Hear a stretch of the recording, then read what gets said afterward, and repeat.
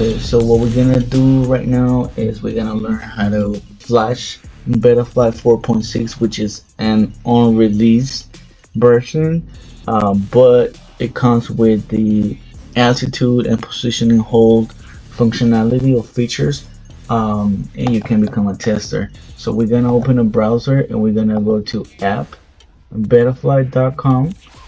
Once we're there, we're gonna hit the update firmware option. So once we're in the update firmware, we're gonna put our drone into bootloader mode. So pretty much what you need to do is you need to press the bootloader button in your flight controller, plug the USB at the same time,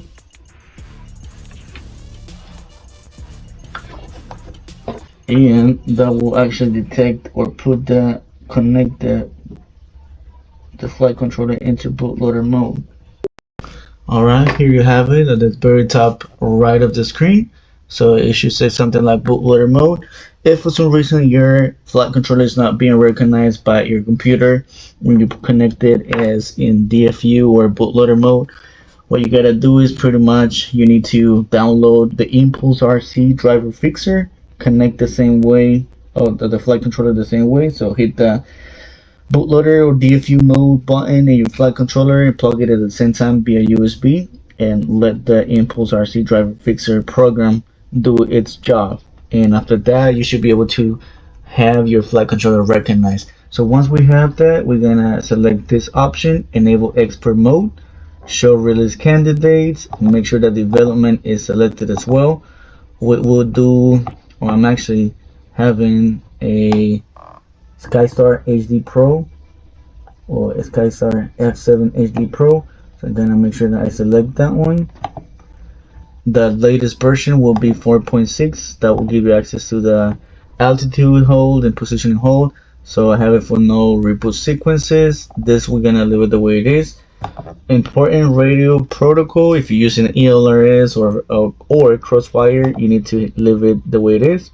OSD, if you're using DJI, Vox9 HD0, you hit digital. If you're using analog, you select analog. I'm using analog, so I'm gonna leave it the way it is.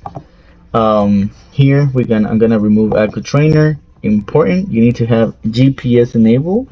In fact, you can only have it or run it with a GPS. It doesn't matter if it comes with a compass or not. It is highly recommended to have a compass in your GPS because it will be more accurate, but it's not required, like 100% required. I would suggest you to get a GPS with magnetometer or compass. And we're gonna click here.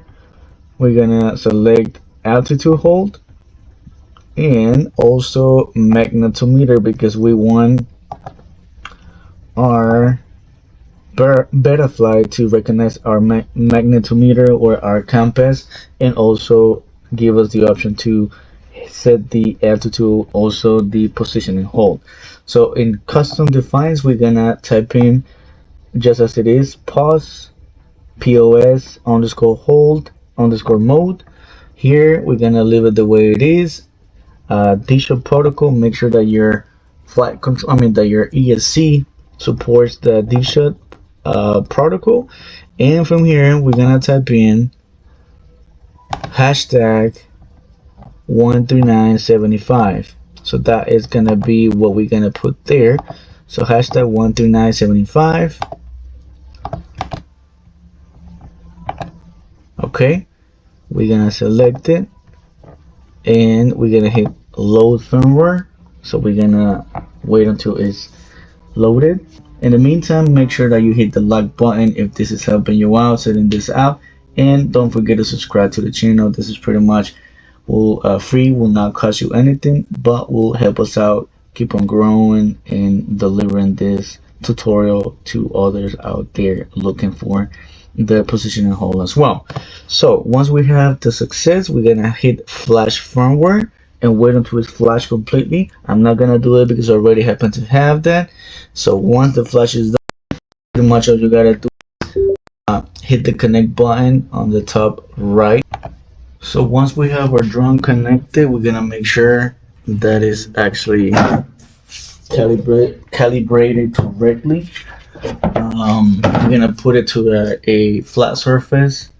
We're gonna hit calibrate accelerometer and calibrate magnetometer. I'm gonna go into more details about this, but let's say for example that your magnetometer was not being recognized. Like for example, if this was the case, having this that your magnetometer or your compass and your GPS is not being recognized, it could be due to various reasons. So first thing that we need to check after we calibrate the accelerometer, we're gonna hit the configuration, make sure that magnetometer is enabled.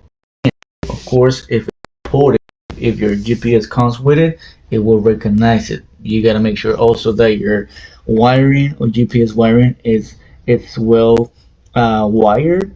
The TX to RX, RX to TX, SDA, CLA, or SLA, those are being connected successfully. After you have everything, if you have everything wired up and as it's supposed to be, it should recognize it. If it doesn't, then what you gotta do is do the following. I'm gonna leave everything in the first comment so you can just copy and paste it and put it there. We're gonna go to the CLI command. We're gonna type in this command. Pretty much this is gonna be setmac underscore bus type blah blah blah blah blah. We're gonna hit enter and then we're gonna hit save and enter, and that's it. Once you do that, you go back to the option where magnetometer should be recognized as well.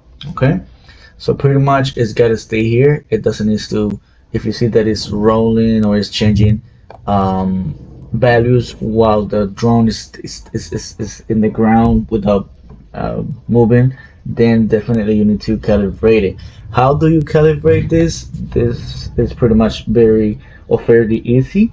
There are two ways. The first way to do it is calibrate it from here. You connect it to Betaflight and you calibrate it there. Or you can do it from, I mean, if you're in the out in the field, you need to stick inputs in your radio transmitter, and what's gonna happen on both scenarios is that you will have 30 seconds for you to rotate and move the quad or the drone in all the axes. Pretty much you need to rotate it left and right, back and forth, and the yaw and the roll and the pitch axis. So you have 30 seconds to perform this. Once it's performed, this will become calibrated. I would suggest you to calibrate it at least 3 times every single time that you're gonna be flying in a new location to make sure that the values are more accurate.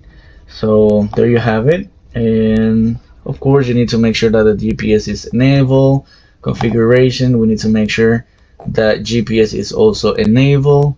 In the modes tab, you need to set up the arm, angle, horizon, altitude, and positioning hold needs to be in the same switch. And this is pretty much because both will work together. So once you have everything like set up correctly here, we're gonna go to the Failsafe tab. This is pretty much where you set the return to home. If you don't see the Failsafe tab, make sure that you go to the top right and enable expert mode. Then you should be able to see it. So what we're gonna do here is go to the GPS rescue. Have it as it is right now. Initial climb 10. The rest is pretty much just configurations for the GPS. What we're looking forward to get here is the throttle hover. You need to determine how much hover you're gonna be using in order for your drone to hover. I have calculated that I've with this value 1400 because I'm running a heavier LiPo battery. This value works just fine for me. In most cases will be 1350 what you need to put here if you're running a 5-inch quad, freestyle quad with 1200 milliamps LiPo batteries. Minimum satellites 8. I would suggest you to leave it at 8 and allow arming without fixing, but it's very important for you to wait until the GPS is locked in so you can use the position and hold and amplitude hold more accurately. So we're gonna save and reboot, and that's pretty much it. GPS, I have it set up like this. Auto config, use Galileo, it helps a lot. Set home point once, it also helps a lot. Magnetometer, ground assistant, auto detect, and as you can see, it is starting recognizing this. In the OSD, I tend to have the compass bar enabled because I'm gonna show you how to determine if the compass is well calibrated while we have the goggles in. And this is pretty much a small trick that I use. And for that reason, we need to have the compass bar in our goggles. So I'm gonna show you right now. That's pretty much everything that you need to set up in Betaflight. As I mentioned before, I'm gonna leave all the things that you need to paste in the CLI in order for you to be able to get your magnetometer set up and working just fine in Betaflight. So basically the trick is that you will have to rotate the quad with the compass from your phone, and you need to make sure that the direction is facing the same direction in your goggles, same as your phone compass.